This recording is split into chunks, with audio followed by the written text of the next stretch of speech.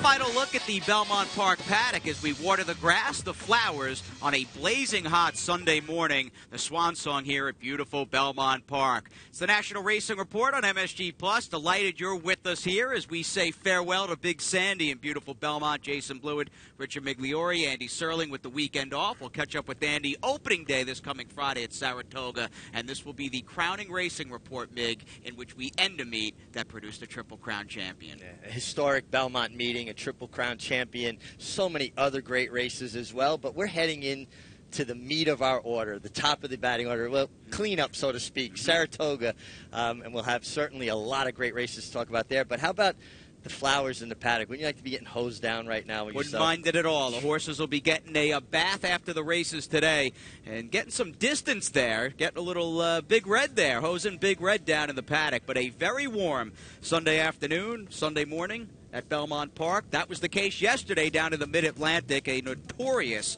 Steambox, Delaware Park, as we pick up the fillies and mares. Maybe, Mig, not a vintage. In fact, it wasn't a vintage running in edition of the Delaware Handicap. That being said, this was a blowout win and pretty gritty performance out of Sheer Drama. Yeah, Sheer Drama has hinted at breaking through to get that kind of big victory. She's gotten close a few times, and this time she was just the best. Frivolous set the pace, and when she had her to run down, there was question marks about Frivolous getting 1.25 miles, and I think that was the difference. Sheer Drama, just a little bit more stamina. Trained by David Fox, I read his first Grade 1 winner since Big Drama took the Breeders' Cup Sprint back at Churchill Downs in 2010, and he sent out this homebred, in fact, for Howard Queen, and this has got to feel pretty good. I mean, you breed your notebook mare, Riveting Drama, to a stallion that you raced in his racing days and now stand in Burning Roma. There just aren't a ton of horses by Burning Roma around, but this ought to, maybe pique some interest going forward to the 2016 breeding season. I can't imagine how satisfying that is for him, to breed this horse, have the stallion. I actually won the Tampa Bay Derby on the stallion, Burning Roma, for Mr. Queen, and she's a very gritty, hard-knocking horse. Where does she go next? Does she come to Saratoga? Does she try the Personal Ensign, a race like that?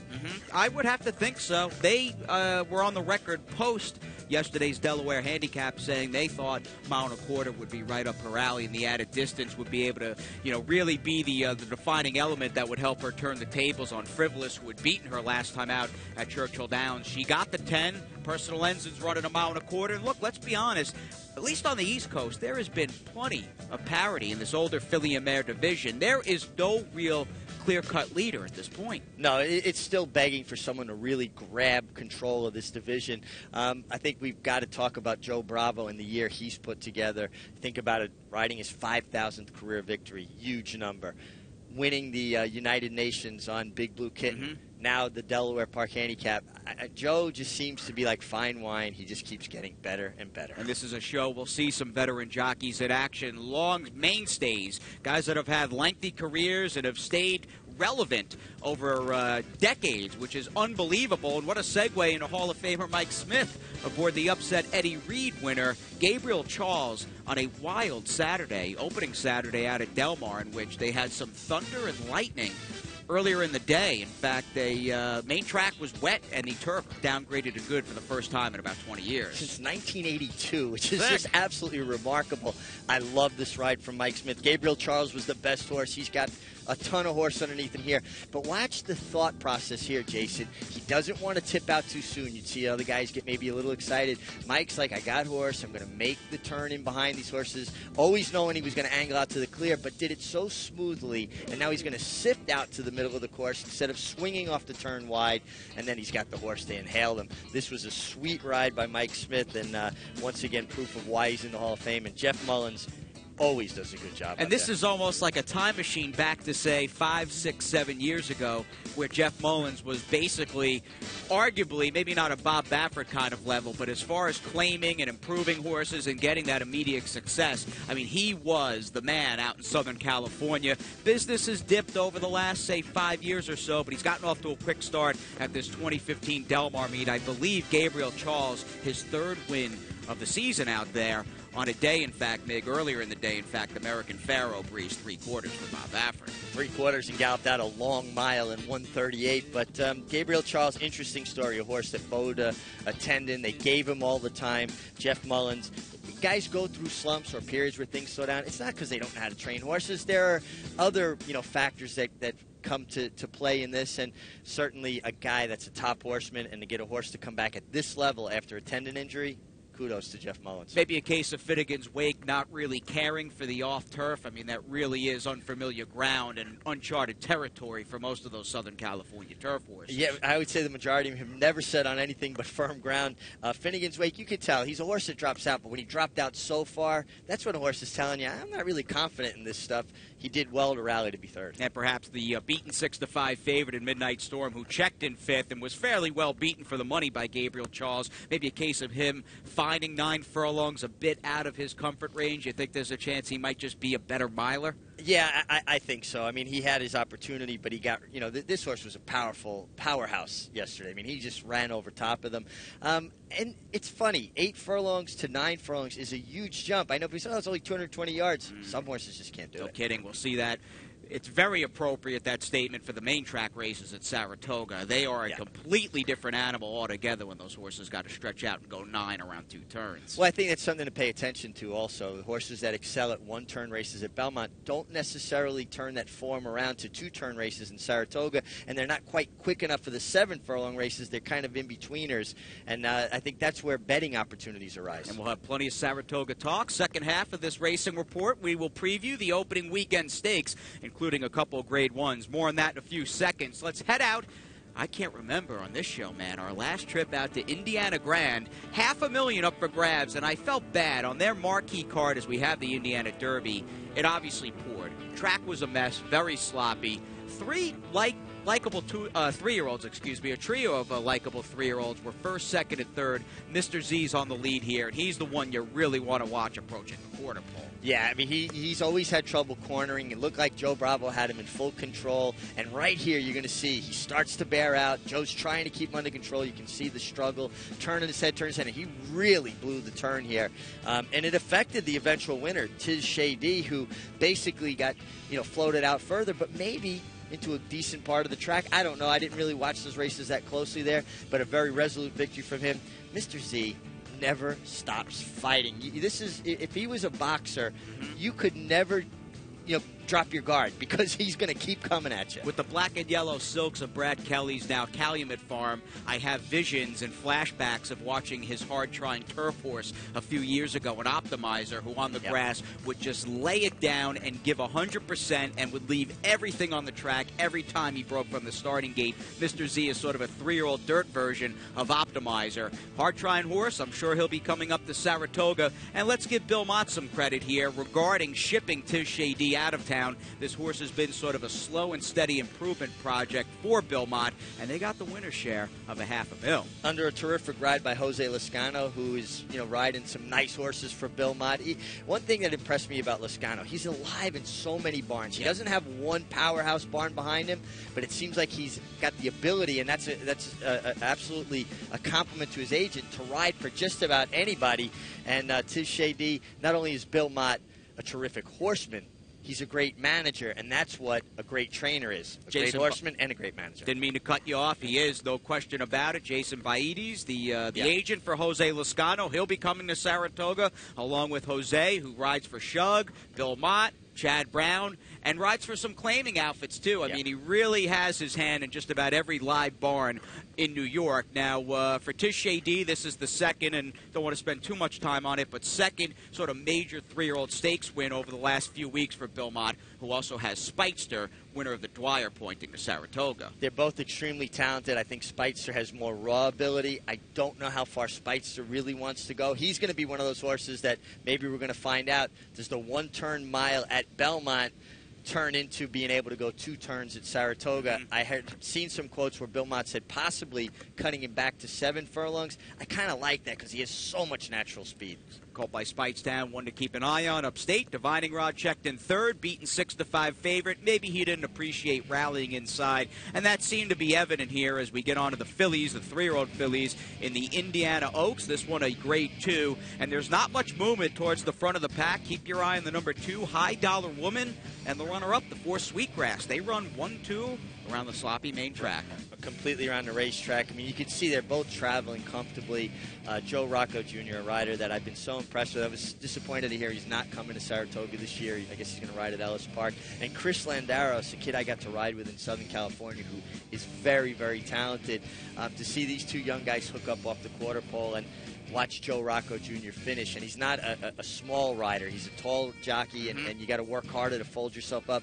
They both look so good and so strong finishing. And High Dollar Woman certainly looks strong in finishing here. She hinted at being an okay 2-year-old filly last summer in New York. In fact, she was tipped out as a real runner for trainer Tony Dutrow and the Leblongs, who paid almost $700,000 for this 2-year-old in training by Super Saver. She went off form. Rest of her juvenile campaign after running pretty well upstate was not much to write home about. She's now in the barn of Steve Hobby. She's still with the Leblongs, and she likes a wet track. On a day and night, it seemed, of racing, you didn't want to be smack dab on the rail. No, it did appear that way, although she was closer to the inside than the boys were, obviously, in the Indiana Derby. Interesting, too, right? Super Saver, he won a Kentucky Derby in the mud. And it seems like a lot of his horses do excel in off-going. And his 2-year-old sold really well his freshman crop, in which High Dollar Woman is a part of. And Steve Hobby perhaps takes a look at the Alabama. I mean, look, this is a 3-year-old filly division, and I get these horses are a cut below some of the better ones, and a crew we'll talk about towards the end of the show in this coming weekend's Coaching Club American Oaks. But you are dealing, much like the older fillies and mares, with a division as a whole that has had one different winner of one major Grade 1 after another. Yeah, I think the races in Saratoga are going to go a long way to starting to determine champions in this division. We saw the filly that won the Kentucky Oaks, Lovely Maria, come back with a bad performance at Delaware Park, but she has a stablemate that's pretty good that could show up in Saratoga. We have the filly that won the Mother Goose. We're going to talk about all these, but somebody needs to step up and put 2 or 3 together. That makes her the best of the division. We put 5 together, my friend. 4 down. Here's race number 5 and our rolling little pick 5 to kick off the racing report. Back to Delaware.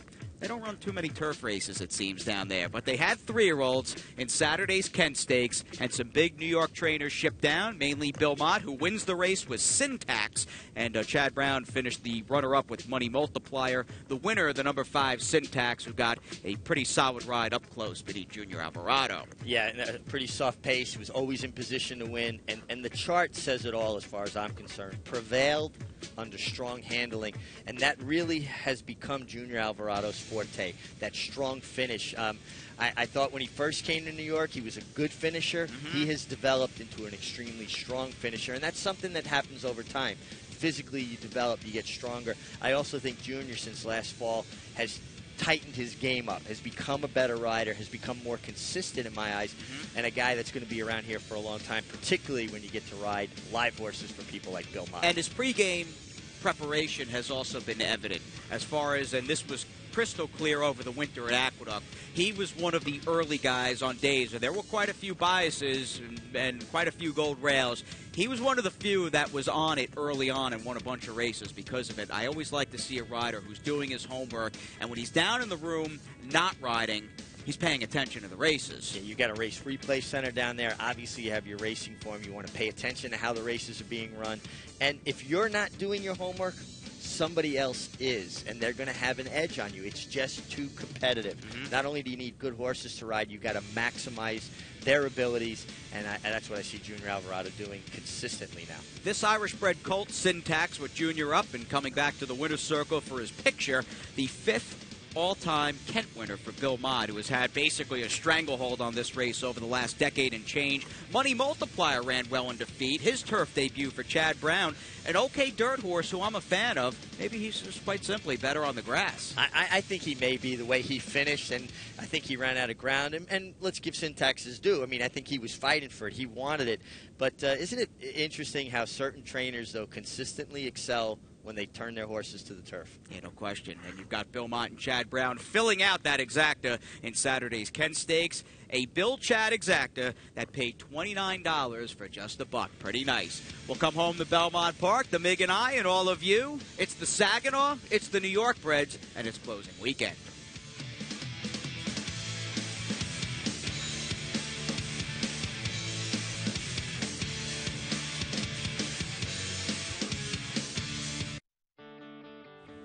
Back to Belmont Park, world-renowned turf courses.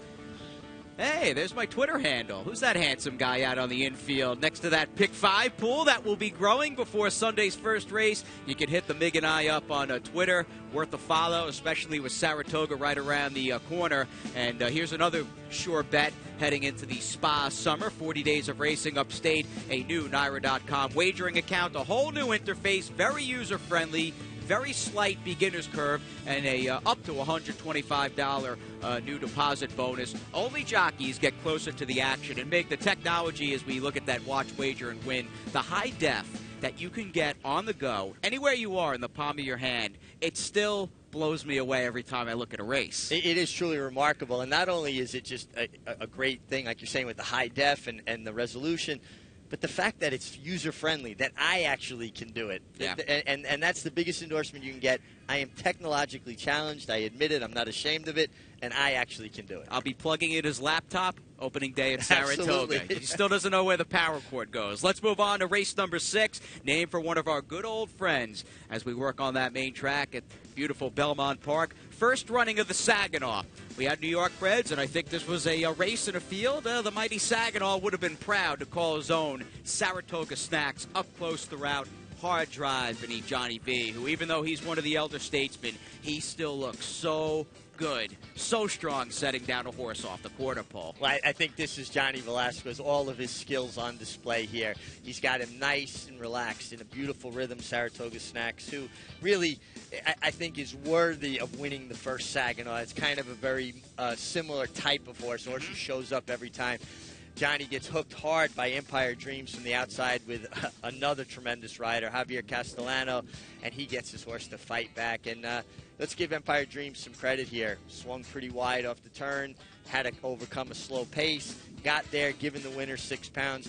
But Saratoga Snacks with Gary Siaka at the helm now fights him off in a really well-run first Saginaw. It's been a renaissance 6-year-old season so far for Saratoga Snacks, who was a top New York bred 3- and 4-year-old, transferred over to Belmont for his 5-year-old campaign, and it seemed, for whatever the reason, he just could never get into a groove and never got back to his previous top. There was a layoff. He returned this past winter, reunited with Gary Siaka, who's now the outright owner off Bill Parcells, and this has been the Saratoga Snacks of old. But Empire Dreams, as you said, let's acknowledge his runner-up finish. It's amazing, Meg, the kind of horse he's developed into as a 4-year-old, and ever since they gelded him in 2 starts in 2015. Yeah, when they geld horses, it does a lot of things. Not only does it get their attention a little more, make them focus a little more, it also lightens them up. Their shoulders and neck aren't as thick. Maybe it helps them stay sounder. This horse has become very consistent for Tommy Albatrani and West Point.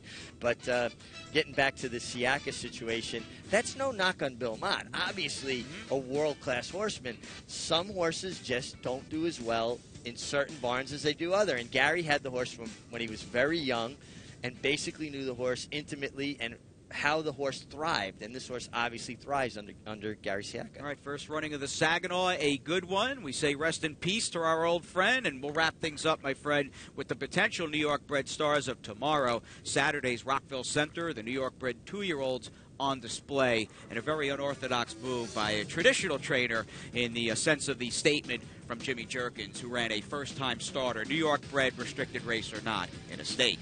Yeah, but, you know, I was thinking about it because we talked about this right after the race. It is a little bit out of character for Jimmy to run a horse in a stake first time out, but how many New York breds do you have by Malibu Moon out of a good mare, Silver Knockers, and this horse, the way he finished, and Chester and Mary Broman, they breed good horses. They don't just breed good New York bred horses, and this horse was very good his first start. They have got the money to go to, you know, some of Kentucky's more marquee and expensive stallions, but I love their game plan, where they have basically their homebred mares, they ship them out of state, take them to Malibu Moon, Distorted Humor, AP Indy, Unbridled Song, bring them back to the Big Apple. Yep. They foal New York breds, and the proof is in this seasoned effort first time out from a firster by Malibu Moon Meg, who had no speed whatsoever, but really got going in the last 3 furlongs. Yeah, manipulated, looked like he was just hitting his best stride inside the 16th pole where he was going on.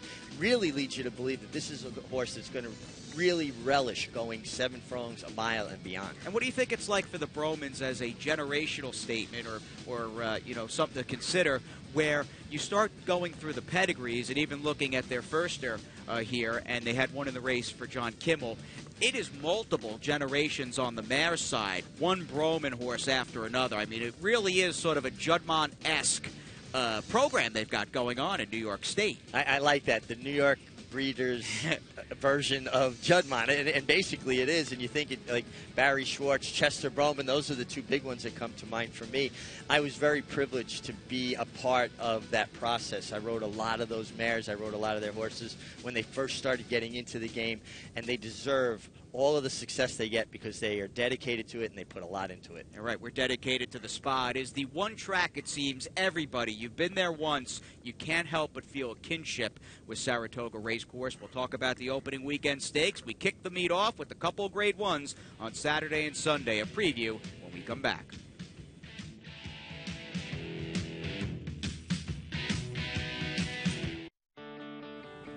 Beautiful Belmont Park. A fellow Triple Crown champion joining the mighty Big Red in the one and only American Pharoah, who, as we tape this show, we are 2 weeks away from that August 2nd Haskell. And when you view the show Monday, Tuesday, and or Wednesday, we hope all 3. We hope it's the trifecta box on MSG Plus. We'll be less than 14 days out from American Pharoah running down on the Jersey Shore. Pretty awesome. Yeah, very awesome. And also awesome is opening day, which can't wait to get there now. It's the best. What Saratoga is this for you? First year I ever got there was 1978. Wow. So I did miss one summer, though, at Del Mar. How much did you miss Saratoga when you're out at Del Mar? I did. Del Mar was really nice, and I'm glad I got to experience that whole meet, and you're right down on the beach. It's great. And I did ship in to ride a stake, so at least I made an appearance there. But it did feel odd for me because New York's home, and I love Saratoga, not just the place but the people. And the beauty of it is, first Saratoga meet in 78, you probably, and I know I can speak from personal experience, you still feel the same as you did back as a kid in the late 70s. Oh, yeah, the excitement level's there. It feels like we're going to summer camp. All right, let's move on to the opening day Friday's race, the Schuylerville, one of 2 graded stakes on the card. Todd Pletcher, 5 career wins in the Schuylerville. He'll have this Bernardini filly Positively Royal. Well, he's probably got a pretty good chance to make it 6. Positively Royal was positively perfect in her debut, did everything right, and to me, won with something left. Actually looked like she got the gawking around a little bit, drifted a little, but a very, very nice filly for a trainer that excels with his young horses. Bernardini filly ready to go, very speedy and precocious. This has been a Bill Mott eccentric racing report. We already looked at 2 of Bill's stakes wins with Tiz Shady and, of course, Syntax. And here's a Bill Mott trained daughter of Scat Daddy, a perfect 2 for 2 during this summer meet at Belmont. Celestine, who's speedy, but she's also very game. Very game, speedy, doesn't need the lead, too, which is important. 4 for 5 on the turf. She was only defeated her first start, going 5 furlongs at Gulfstream. Won't have her regular rider, unfortunately, Rajiv Mirage, who is injured, and that's too bad. But this is a very consistent, hard-knocking filly, and unfortunately with Lady Eli on the sidelines, and hopefully she's going to be okay. We say a prayer for her. This filly has an opportunity maybe to step up and win a couple of those nice ones in Saratoga. She was good. We'll have the Lake George in addition to the Schuylerville on that opening day 10-race card. It will be drawn Tuesday. This coming Tuesday. Racing office will be upstate already, so look for those past performances at DRF.com and TimeformUS.com. And let's move on to Tepin, upset winner of the Grade 1 Just a Game. She will run Saturday in the Grade 1 Diana, which is a can't-miss race for this division, and she has gotten good from Mark Casse. She's gotten very good. Her last 3 races are terrific. Her last 2 in particular. I really liked her going into the Just a Game. I thought she was very good when she won the race at Churchill Downs. And she's another one. Not only is she talented, but the fact that she possesses speed but doesn't need the lead. So she can come out running.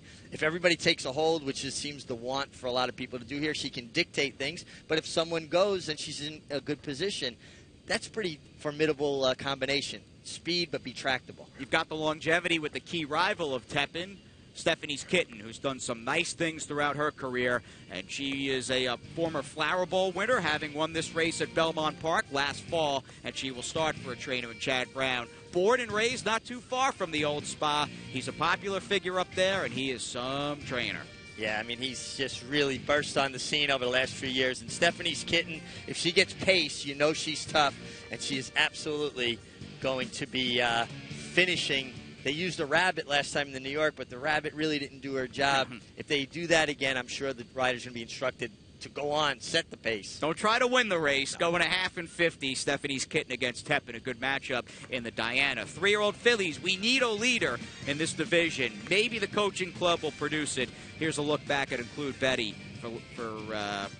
Tom Proctor trains this daughter of Include, her Mother Goose win. I really like this filly. I think she was unlucky in the Black-Eyed Susan, no pace. She didn't have a good trip at all in the Kentucky Oaks. She got a clean trip in the Mother Goose. She got pace. And I think the 1.25 miles in Saratoga, the Alabama, is going to suit her best of all. I think she's the one I'm kind of leaning towards to look to take control of this. And another non-New York horse, and I'm a Chatterbox, who's been pretty solid on the year, having gone 3 for 4 in 2015. She was recently third in her last start in the Kentucky Oaks behind Lovely Maria. Yeah, and I like this filly. She was actually more highly regarded than her stablemate Lovely Maria heading to the Oaks. I don't know that she had the trip she really wanted. Got back a little further than I anticipated her being, but I think she has an opportunity to rebound for a trainer in Larry Jones that excels with fillies. I'm a Chatterbox, another one. She's going to have to step it up, but I think she has the ability to do so. Carolina, trained by Todd Pletcher. She's a 3-year-old filly by Curlin. Turned some heads here. We had a Triple Crown champion on Saturday, June the 6th, but her Acorn, not a race to be lost in the shuffle, so to speak. She was unbelievable after a brutal start, getting up to pick off by the moon. She had no chance to win after getting squeezed at the start and then having to make a very long, extended run, and you wouldn't have blamed her if she hung or flattened out. Well, not only did she keep going, she gets up for the victory, and I think was a breakthrough performance for her. Was that a one-turn thing, or is she one of the ones we're going to see she's going to be okay going the 2 turns in Saratoga? Big question mark with her stretching out and going the 2. As we say good night and goodbye to beautiful Belmont Park. Thank you to the fans for their unwavering support all meet long. And we say turn left on Union Avenue and go back 100 years. We'll see you opening day this coming Friday.